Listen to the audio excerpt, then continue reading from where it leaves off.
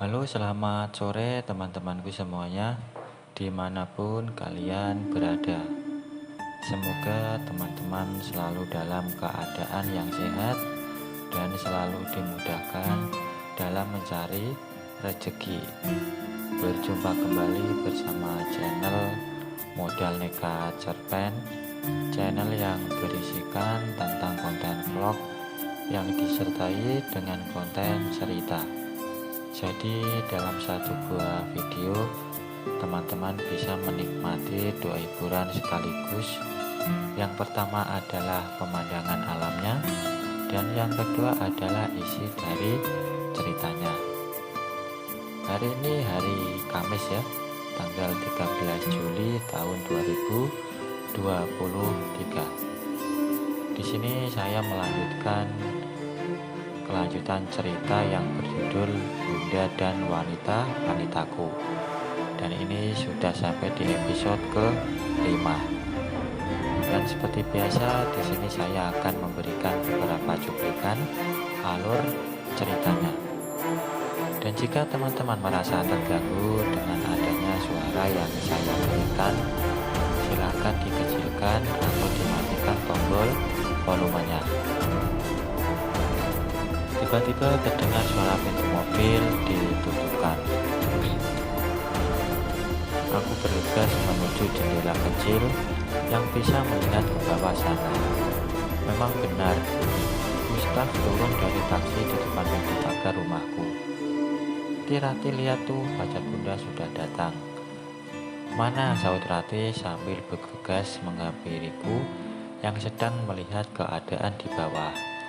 Tampak Gustaf sedang berbicara dengan sopir taksi, lalu membuka pintu pagar dan masuk ke dalam pekarangan rumahku. Masih muda juga pacar bundamu ya? Ya sekitar 30 tahun lah gitulah.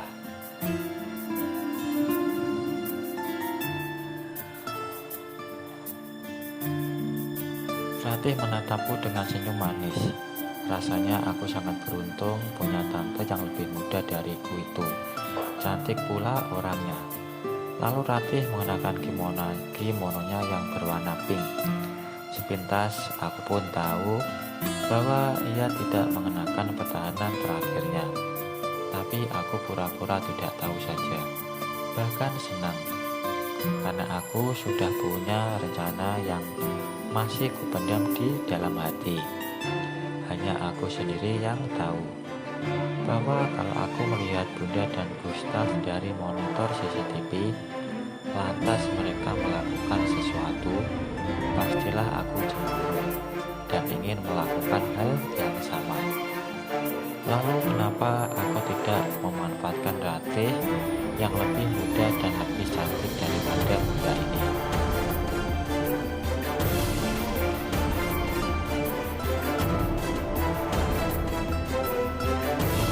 Tadi Bunda sudah berkata, kalau Odi gelisah ya tahu sama tahu aja lah, yang penting jangan sampai hamil aja. Tiba-tiba aku jadi ingat sesuatu. Pil anti hamil ya? Ya sebenarnya aku sudah menyiapkan satu strip pil tersebut. Tapi tadinya aku siapkan untuk Bimarni. Aku dengan mudah mendapatkan pil itu dari toko obat yang letaknya hanya beberapa puluh langkah saja dari rumahku. Aku pun ingat lagi tentang sesuatu, tentang monitor CCTV wireless itu. Kenapa tidak aku letakkan di lantai atas saja, biar lebih santai memantaunya. Nanti saja akan ku pindahkan ke studioku.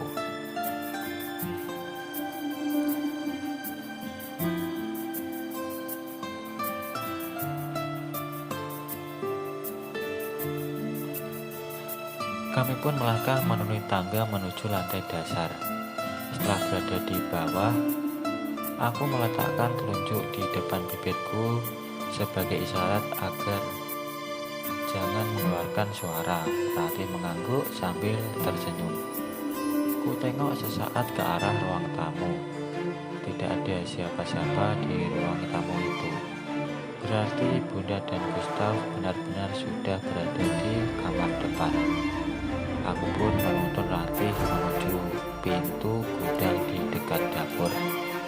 Kubuka pintu gudang itu dan setelah kami berada di dalam gudang, kututup pintu gudang itu sekaligus menguncinya. Aku pun menuntun Ratih.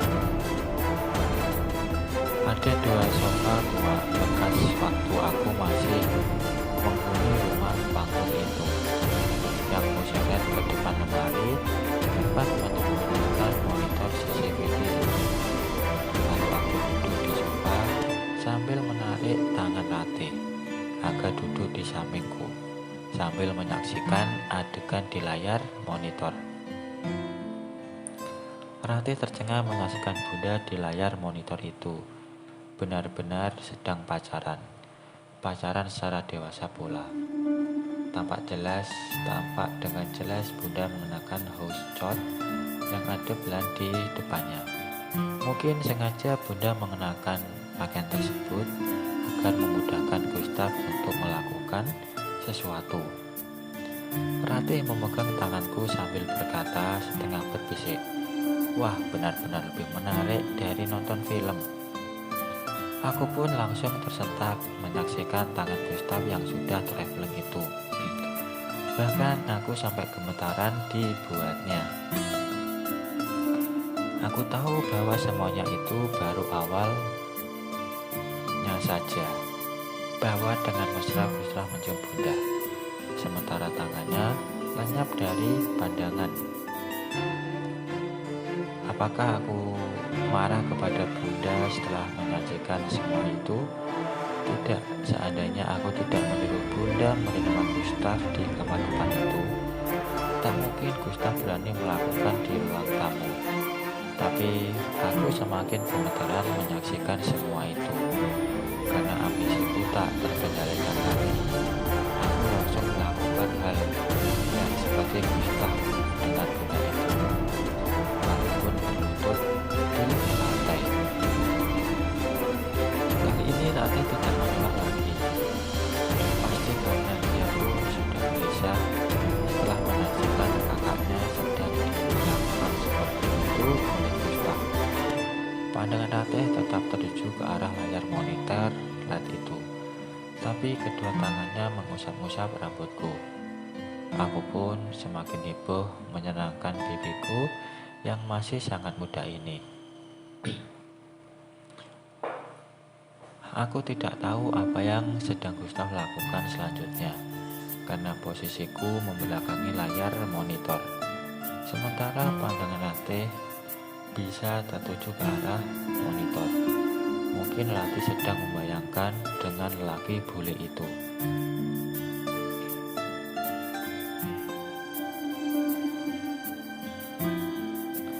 Namun pada suatu saat ku dengar suara Ratih perlahan.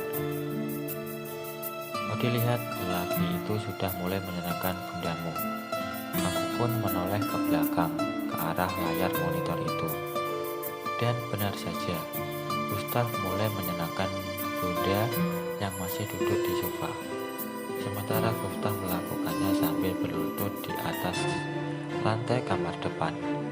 Maka aku pun melakukan hal yang sama. Ratih pun mengarahkan agar posisinya bisa tepat.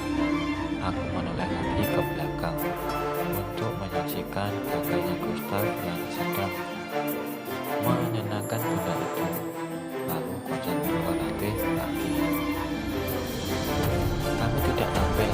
Ratih masih mengenakan kimono. Aku pun masih mengenakan baju kaos yang biasa aku pakai. Tapi aku tetap merasakan serunya menyenangkan adik bungsu Bunda ini. Sementara ketika aku menoleh ke arah layar monitor LED itu, ternyata Bunda dan Gustaf sudah sama-sama tampil.